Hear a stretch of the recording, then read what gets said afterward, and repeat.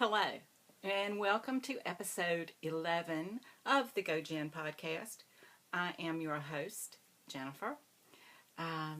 We have a Ravelry group that is the Go Jen podcast group. Please come by and join us. We are having a giveaway of some wonderful yarn, and if you come and join our group, if you invite someone to join our group, you'll be entered to win that yarn. So for more details, you could see last week's episode. Today is April 12th, I believe. I believe it's Jay Nitma's birthday from the Stockinette Zombies. So happy birthday. Yesterday was a beautiful day here in Central Virginia and North Carolina, and I went to my first ever fiber festival. So there's lots to tell about that, and perhaps one or two purchases that I want to share with you. I had a great day. So let's get started. First off is whips. And let's see. This is my Elise shawl, and I am using some Charlemont yarn that's fingering weight from Webs online, and this is a very easy pattern. It's free on Ravelry. It's easy to repeat, to crochet, and I'm using an eye hook, so a big hook with fine yarn, and it just zooms along. I'm very happy with it, and I'm just going to keep posting along on that. No rush. Okay, next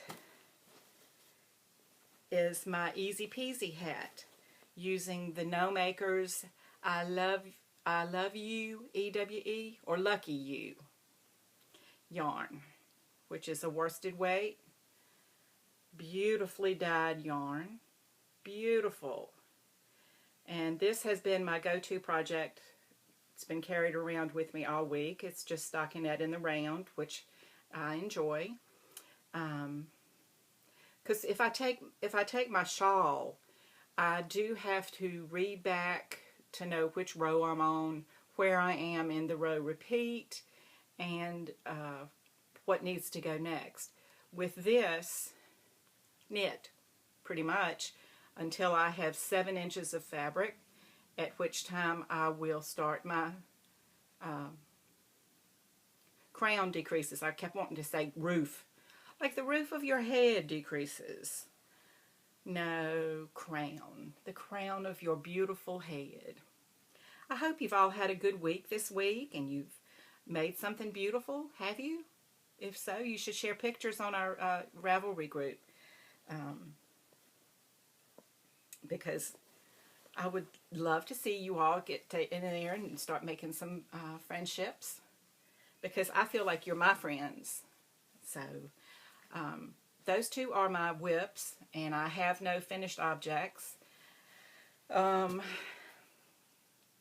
far as my reading goes, I'm still reading the 3rd Harry Hole series by Joe Nesbø, Nesbo, who is a Norwegian author, and Harry is a Norwegian detective.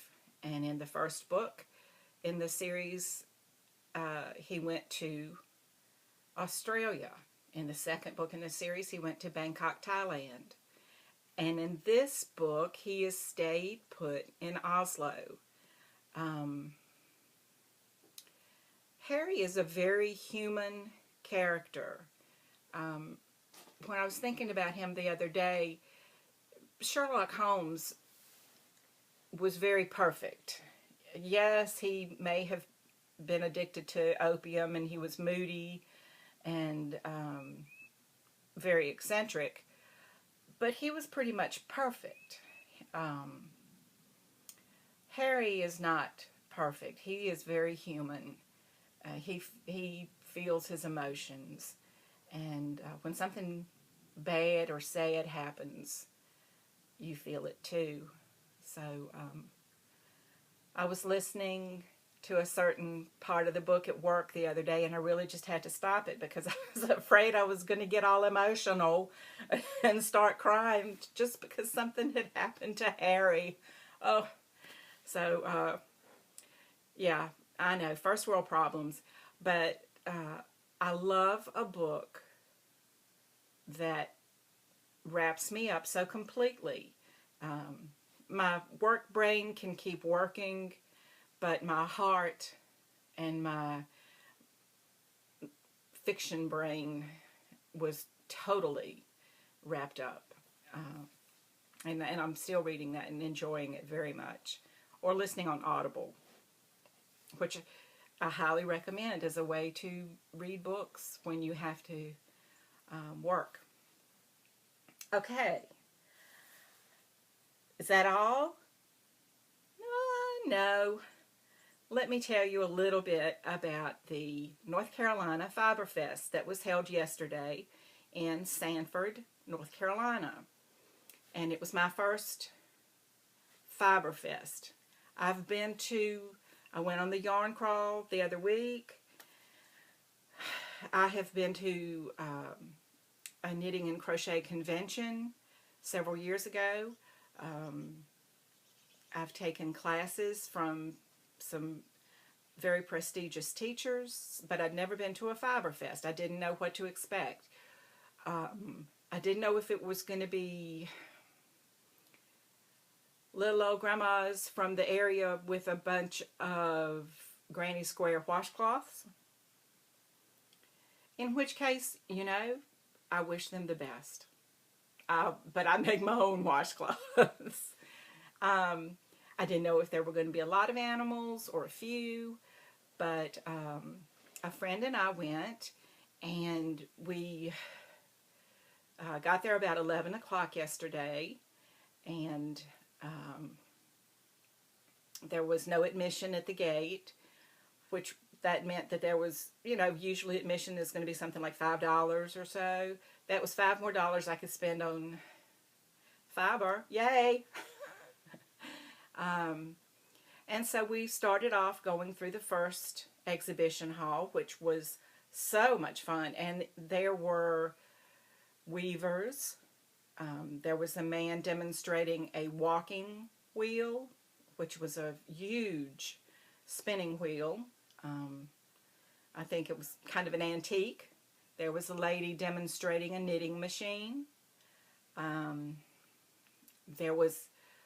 We went through a class on how to crochet. We had a wonderful time. There were weavers. I said that. There was a potter who had some beautiful pieces that were a little out of my price range. I really hadn't planned for that kind of purchase yesterday. We saw raw fleeces. We saw fiber that had been cleaned and just in a sack. We saw yarn. We saw dyed fiber, undyed fiber, silk, mohair, alpaca, sheep wool, merino. We saw a ton of stuff. And so we went through the 2 exhibition halls, and we kind of went, well, I like that. I may come back and get it. And which really came back to bite my friend, because if I had realized what I was looking at, but I didn't at the time, there was a shop, and she had buy one, get one free. Well, she had skeins of a merino blend, and so one skein was $18.75, but you got the second, and they were each about 400 yards long. Yes, that's 880 yards for $18.75 of a nice sock weight yarn, wool. And we said, we'll come back. You know what happened when we went back. Sold out. Of course. That was such an excellent deal. I should have bought it all. Ah, jeepers. But no, so lesson learned. When a deal is that good, you jump on it and pretend that you have more money than you're worth. So we missed out on that, both of us. I'm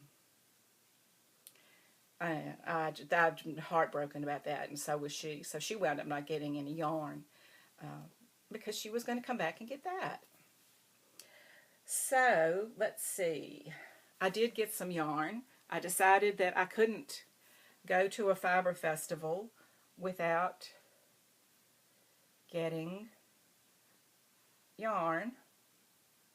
I took a picture of this with my phone, and I've got a slideshow I'm going to put at the end of the show, just like usual when I have something wonderful. Can you see that this is a really beautiful seafoam green, or it's just lovely. I love that shade of green. It's a very cool shade of green. And then blue up into this orange. Isn't it beautiful? This is 435 yards of a 80% merino, 10% cashmere, 10% nylon. It's 100 grams of fingering weight, and it came from Angora Online.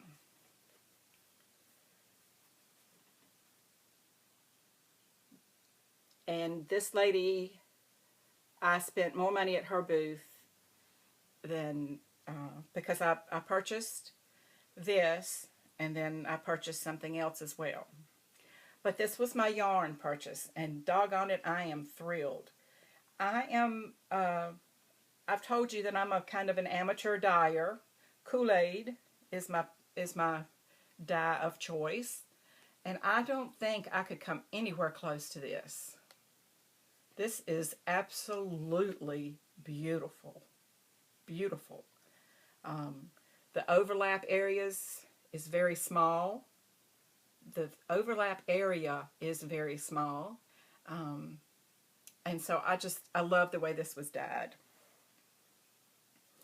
Of course, every booth we went to had beautifully dyed yarn and fiber, and everything was gorgeous, and my fingertips were almost numb by the end of the day. I had felt and touched and squeezed and rubbed on my face and had a wonderful time with it.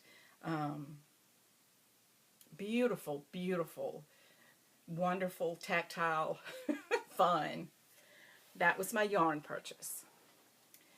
So, if you're a loyal viewer, you know that I recently got a spindle, and I'm going to learn to spin, which I kind of taught myself from YouTube videos. I was very pleased with what I had learned.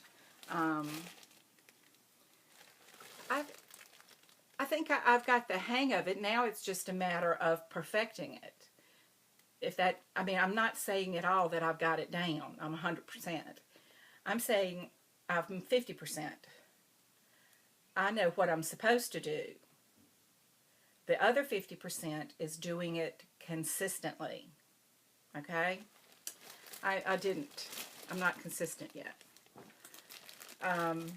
Another purchase was, I got 2 ounces of 100% alpaca.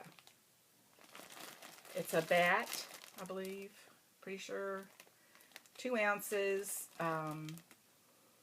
alpaca bat, and everything in her shop was 15% off, and so I got it.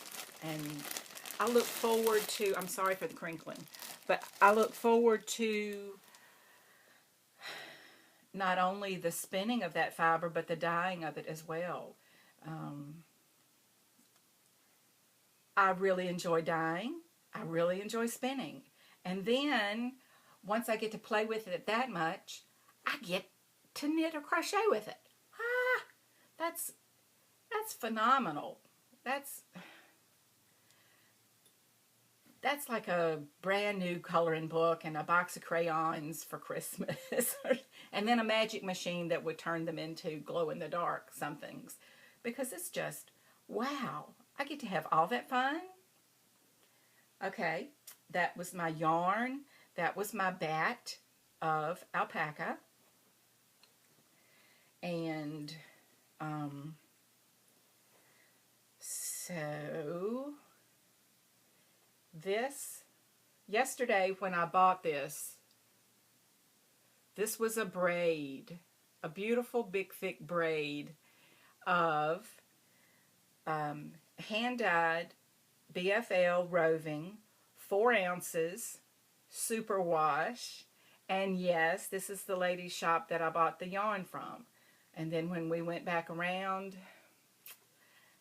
this fiber is just beautiful. And so last night we had a little bit of a spinning party, and so I had to pull it out and play with it, and I've spun some of it. Let me see if I think I've got that right here.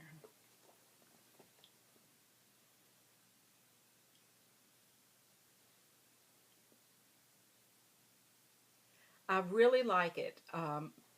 My colors are jewel tones, that's me, and I really love a blue, a deep blue sapphire. I like purples, I guess you can tell, huh? And a pink. Isn't that beautiful? So, and this teal. And we were really surprised when I was unbraiding it last night. There's a little spot in here with sparkles. Yay! Sparkles. Sparkles are like glitter. It just makes everything better. Isn't that pretty? Isn't that pretty? And, oh, so soft. I enjoyed spinning with this. At this shop, she also had spindles with a little bit of fluff that she was selling. And so my friend that went with me got a bag, and then we went in together and got a bag and a spindle for our friend who wasn't able to go with us yesterday. So when we made it home, we went out to our third friend's house, and I taught them all I know about spinning. So I think they were pretty hesitant at first. And I suppose everybody, when you first start spinning, you've seen yarn and you've seen fingering weight yarn. And it would be nice if you jumped in and started spinning fingering weight consistently. But I told them if they had done that, I would have really gotten ticked off at them that they'd be out doing the teacher. So no fair. I said, everybody's got to learn somewhere. The fiber was a negligible investment in a learning tool with the spindle. So just accept what you get. And I think, I really think they did. And they embraced the learning of it. And I'm happy with my yarn. I am, can you see there? I still have some really thick parts, but I think I'm working more at a worsted weight. I'm going to try to figure out my wraps per inch eventually, of course. But this was a big chunk of my braid. And so I finally just put it down because I enjoy spinning as a solitary craft so far, because I have to kind of think about it, and I like the zen of it. So while I was talking with them, once we all got going, I worked on my easy peasy hat, because that's really easy to do with, while you're with friends, and catching up on stories, having a good time, laughs, a few tears. but I had promised my husband that I was going to try not to bring home an alpaca, because I just have a small little Honda Civic, so it's like 30 years old. There wasn't a whole lot of room for an alpaca, but I did text him from the fairgrounds to say, honey, I bought an alpaca and I'm bringing it home.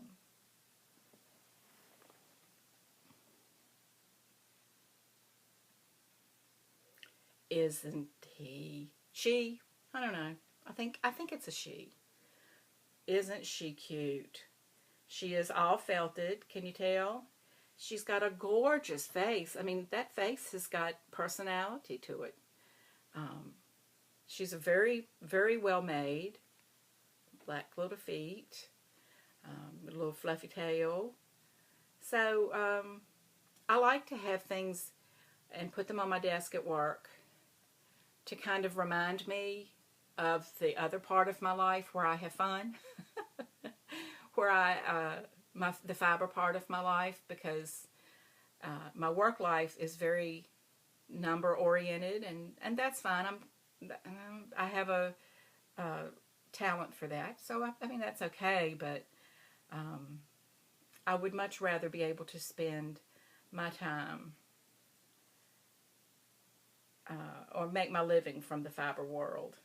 So there's still hope. But so I did bring home an alpaca. No, I'm sorry, a llama. My bad. My very bad. A llama. Louise Llama. I could name her after the Knit Girls and call her Lala. No, I think Louise. So I think she's gonna go to work with me and remind me that that's not all there is to life, that there's lots of fibery fun.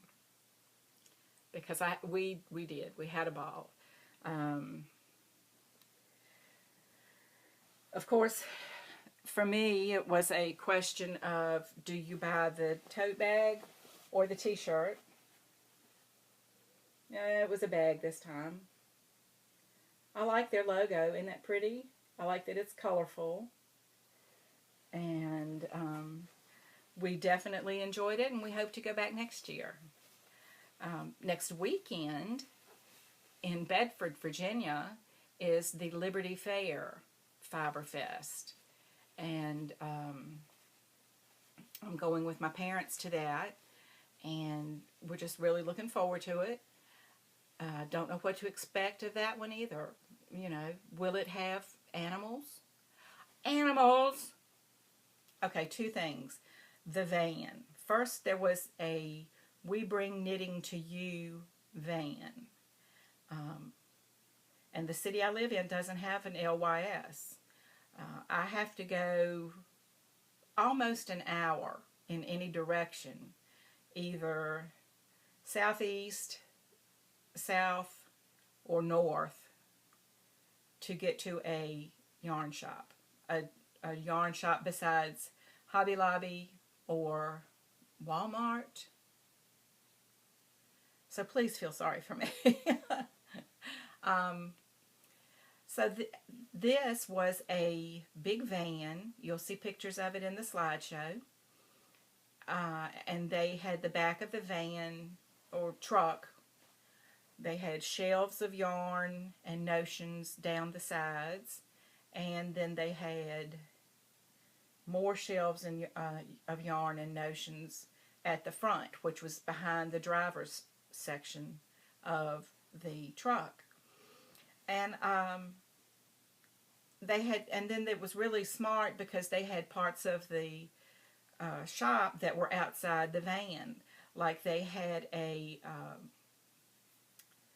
swift, an umbrella swift and winder outside the van so that you didn't take up room inside with that. And then their little checkout cash box, whatever, was outside the van. And so when you were inside, it was just shop. And they had Spud and Chloe, they had Cascade 220, Addie, turbo knitting needles, I believe, and patterns. So, and a lot of the vendors there did have patterns, but I'm so spoiled to Ravelry that I need to see the pattern worked up. I need to read a couple reviews of what people liked or didn't like about it. I need to see what yarn they used. I'm just very spoiled by Ravelry. That's what a terrible thing. Animals yesterday. There were no llamas or alpacas except for Louise and her friends. There were some sheep, but they were there with the sheep herding demonstration. And there were several border collies, and they did a little demo of how they herded sheep. And it was just amazing. If you're a dog person, you know you can look at a dog and tell when they're happy, when they're, oh boy, me. Me, I want to play, I want to play. It's like kind of when I'm going to give my dogs a treat. I want a treat now. But those dogs, you could see the joy in their eyes, the concentration, their training, their instinct. They loved what they were doing. They were efficient and effective. And I don't know why I'm not a sheep herder.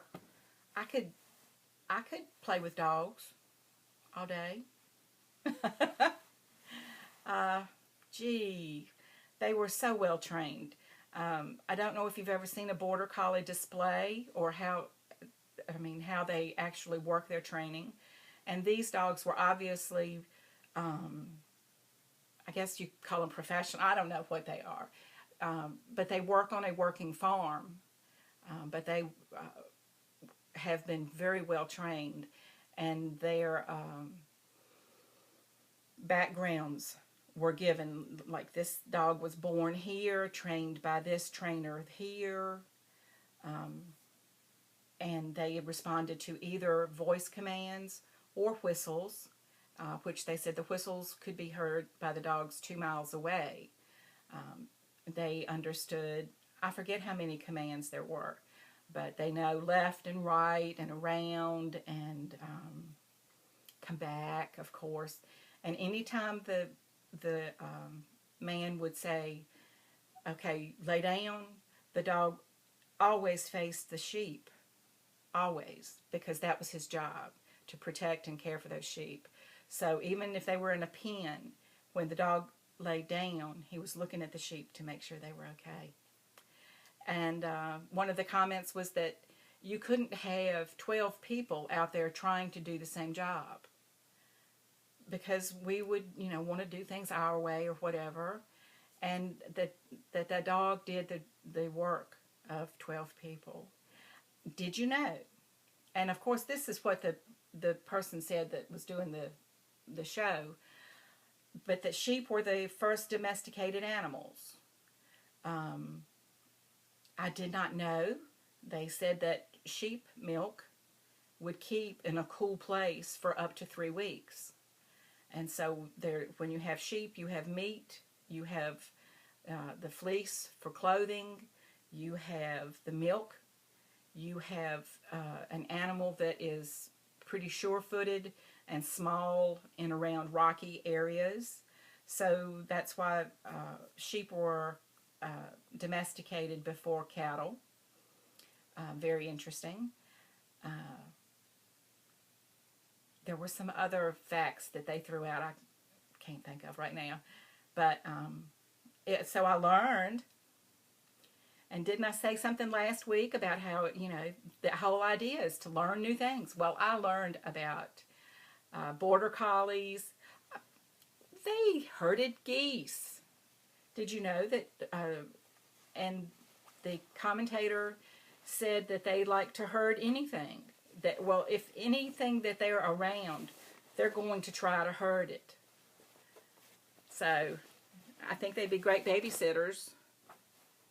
Just, here kids, play with the dog and know that the dog would keep them safe because it's instinct in the dog. They're the only animal that's border collies that's bred for intelligence. And of course they're used not only for herding, but because they're so trainable, they're used for domestic, I don't know where I was going with that, but they're used like for bomb sniffing and also for trying to find people after disasters and everything. So that was just truly a wonderful display. And we just kind of happened up on that. That was, I mean, that wasn't what we went to the show for, but it was just we were kind of tired. We'd been around once, and it was time for the show to start, so we sat down and watched, and had a great time. And the only animals that they had available for purchase were Angora bunnies. Oh my goodness. You'll see the pictures in the slideshow. But they were just enormous bunnies. Sweet, very tame. There was one that the lady had out of the cage or out of the hutch, and the bunny didn't mind us petting it, feeling its fur, its ears. It just seemed very, very calm and nonchalant. Angora bunnies can be sheared 4 times a year. So although you're not getting the amount of poundage that you would get from a llama or alpaca or sheep, I believe they're only shorn once a year. I'm not positive. They didn't say that. I'm just saying, or even maybe twice, but I don't know. But the bunny is sheds, or you get the fleece. I don't know what you call that, but you get the bunny fiber 4 times a year. So I guess it would add up, and seems to me it might be easier to keep the bunny clean than it would be to get keep a llama or alpaca clean. Can you tell that we discussed which would be better for us to raise? As if we're gonna. And just as an aside, when I mentioned the bunnies that were there, a person on Ravelry commented that there are lots of bunnies out there. If you're looking to get a bunny, try to adopt one. Just like I'm a real proponent of adopting a stray dog or a homeless dog or cat in a shelter. Don't spend $500 on a dog or whatever. I don't know what they cost, but there are so many dogs that just need love and a home. And I've got 2 that are rescues, and they rescued me. So I hope I didn't realize that there are bunnies out there that need to be adopted as well. So if you've considered it, that's definitely a way to go. The animals just need our love, and then they give it back to us tenfold. There's nothing like coming home after a really bad day and having your dog love you just for coming home. They don't say, what's for supper? They don't say, oh, you forgot to sign my... They don't say, I need money. They don't say any of that. They just love you. And it's a wonderful thing. It's a wonderful thing. So, I know I kind of sped through the beginning of my works in progress, but that's pretty good. Next week we're going to the Old Liberty Fiber Fest in Bedford, Virginia, and I don't know what to expect from that. So of course, dear viewers, dear friends, I will be sure and tell you all about that. I probably won't get as much loot because my mom will be watching. She doesn't care. It's all in my head from being a teenager and knowing that just I was a kid on an allowance or whatever. So yes, I'm still like that. Some things you never outgrow. Okay, um, that is all. Again, if you would go and join the Ravelry group, there's a thread that says double digits giveaway. Okay, because last week was my 10th episode.